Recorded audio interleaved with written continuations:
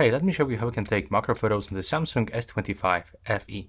So as you know, there's no dedicated macro mode on this smartphone. And first of all, if you want to take a macro photos, you have to get the good lighting condition. So I can even recommend you to turn on flashlight. In this smartphone, we can find telephoto lens. So this is the lens that we are gonna use. And we have to try to put it as close as possible into our subject. And we have to simply select this subject to catch focus, just like this. And right now we can even try to zoom in a little bit closer, like so. And you have to try to hold your phone steady, like with your two hands. That will be the best. Now just click on the shutter and keep holding, like so. Now the photo was taken, and as you can see here, we can find result.